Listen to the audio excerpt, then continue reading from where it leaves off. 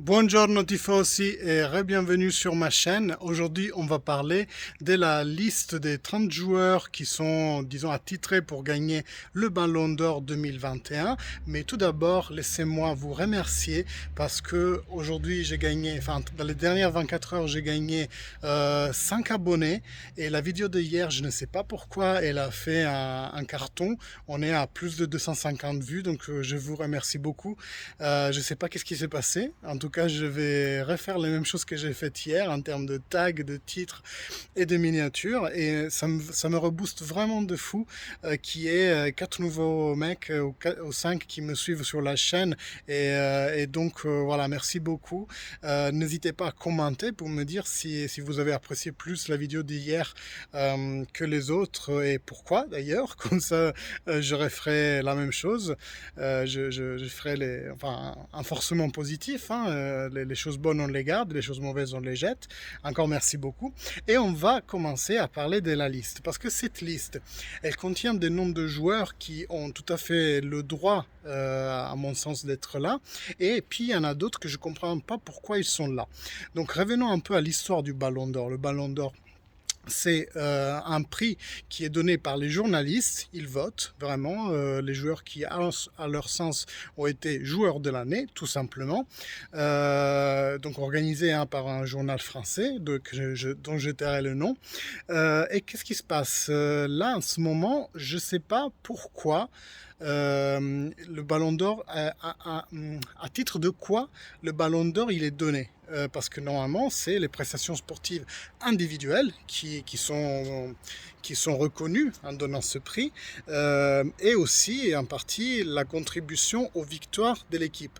Donc par exemple, un Jorginho qui a gagné la UEFA Champions League avec le Chelsea et en même temps l'Euro avec l'Italie, normalement, il a tout à fait le droit d'être là et c'est limite le candidat numéro 1. Même plus à mon sens de un Messi qui lui n'a que gagné la Coupe d'Amérique avec l'Argentine, et qui, bah, ça s'est pas très bien passé pour le Barça l'année dernière en Champions League.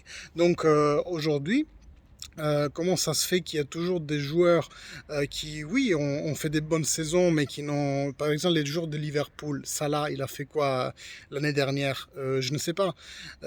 Ou alors... Alors là, on va ouvrir une parenthèse et je vais faire un petit disclaimer. Kier, le défenseur du Milan et de la Danemark, il a sauvé la vie de Eriksen pendant l'Euro. Donc lui, il ne mérite pas un prix, il en mérite 10, ok, même 15, 20. Qu'est-ce que vous voulez? Parce que sauver une vie, c'est quand même beaucoup plus que juste taper dans un ballon.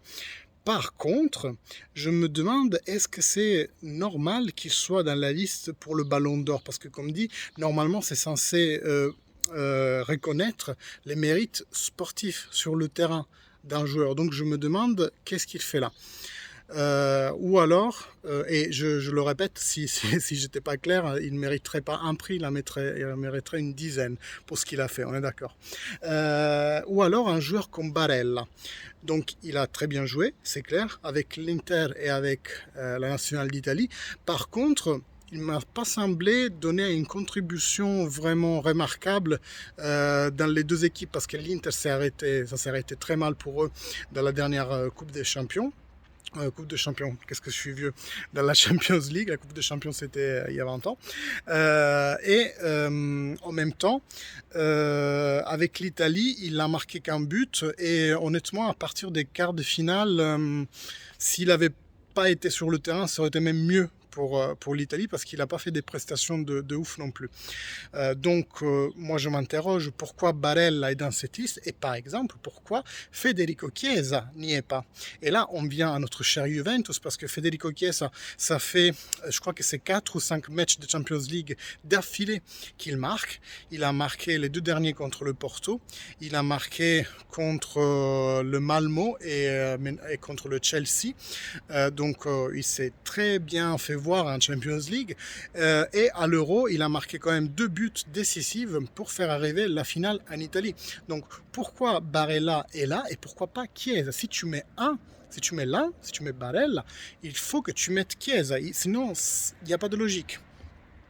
Voilà, et on va terminer sur une note finale qui est Chiellini et Bonucci, qui ont fait un Euro extraordinaire, et ce malgré leur âge assez avancé. Et donc, moi je pense que ce serait vraiment cool si au moins Chiellini le gagnait, si ça n'était que pour les prestations de cette année, mais au moins à la carrière, avec tout ce qu'il a gagné avec la Juventus et maintenant avec l'Euro. Donc, au même titre que Cannavaro, à l'époque, l'avait pris plus à la carrière que pour la saison. Ce serait cool que Chiellini le prend aussi. Mais je ne me berce pas d'illusions. Et moi, je pense que ce ballon d'or, il va aller à roulement de tambour, Lionel Messi. Pourquoi? Parce que déjà la liste, elle est à titre politique. C'est le titre, la vignette de cette vidéo, c'est une liste politique. Parce que sinon, ça ne s'explique pas pourquoi il y a certains joueurs. Et depuis une dizaine d'années aussi, le ballon d'or est politique. Déjà, le monopole entre Messi et Ronaldo pendant des années. Ensuite, ils en avaient 5 chacun. Et Messi a gagné son 6e, alors qu'honnêtement, il ne le méritait pas. L'année de Modric, je ne sais pas pourquoi ils ont voulu le donner à Modric alors que c'est peut-être Ronaldo qui le méritait plus cette année-là. Et l'année dernière, ils ont décidé de ne pas le donner et ça aurait été l'année de Lewandowski et ce mec il le mérite vraiment par rapport à tout ce qu'il a fait au Bayern. Donc l'année dernière c'était un peu aussi un vol pour le pauvre Robert. Quoi dire? Ah oui d'ailleurs Modric il est encore cette année dans la liste mais pourquoi? Ça n'a aucune logique que Modric soit là. Il n'a pas fait une année exceptionnelle non plus, ni lui ni le Real. Donc voilà, je comprends pas. Ah oui, le Real, il est quand même arrivé assez haut dans les quarts de finale en Champions League. Mais pas à cause de Modric. Donc voilà, cette liste, je la comprends pas. Je pense que le gagnant va être encore Messi pour une histoire politique. Parce que vous savez, en ce moment, disons que le PSG est un peu sur la vague des bons auspices, que ce soit du côté UEFA, pour la nouvelle alliance qui s'est forgée entre Al-Khelaifi et Ceferin, vis-à-vis de toute l'histoire Super League. Maintenant, ils sont poteaux tous les deux. Ils se font des kebabs, non, plus que ça, des kebabs 5 étoiles, on va dire. Et ensuite, maintenant, avec Messi au PSG et la UEFA qui ferme totalement les yeux par rapport à la situation économique du PSG, qui normalement, apparemment, elle est en ligne, même si Tebas, le président de la Ligue espagnole, dit avoir des preuves du contraire.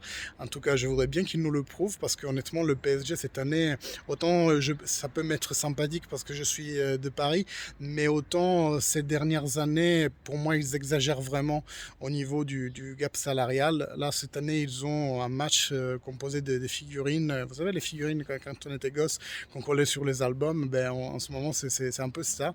C'est comme les Galacticos de l'époque, mais économiquement, je ne sais pas comment ils font. Et un jour, j'espère que tout ça sera bien exposé à la vue de tout le monde pour un peu de clarté. En tout cas, le fair play financier ne semble pas fonctionner pour le PSG.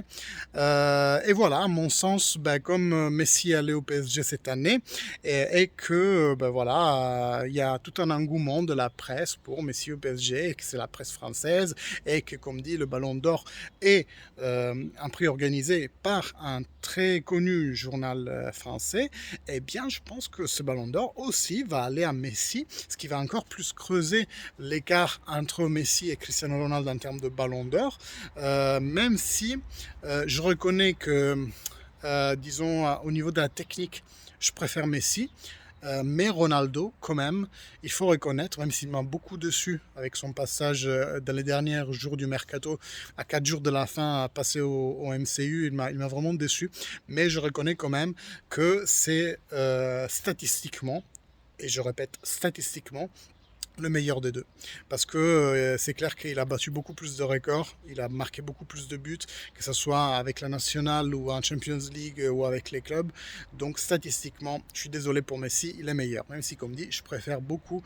Quand tu vois Messi jouer, c'est comme voir, si je pouvais voir Chopin jouer ou Beethoven ou Picasso peindre. Enfin, c'est de l'art à l'état pur, Messi.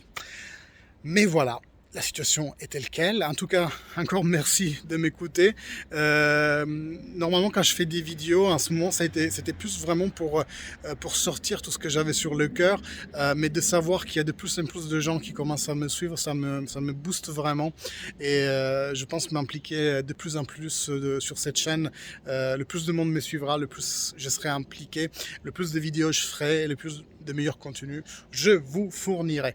Merci beaucoup les amis, likez, commentez, partagez la chaîne, inscrivez-vous si ce n'est pas le cas et si c'est la première fois que vous me voyez. D'ailleurs, ça c'est ma nouvelle maison, j'y vais aménager dans une dizaine de jours et à ce moment-là, j'espère pouvoir me faire un petit studio et je pourrai peut-être vous faire des vidéos de meilleure qualité, pas en tenant le smartphone avec ma main. Donc tout ça, ça va s'améliorer les gars. Merci de me suivre et merci de continuer à me supporter. Like, commentaire.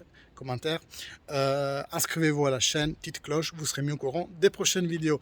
Ciao les gars, fino alla fine, forza Juve!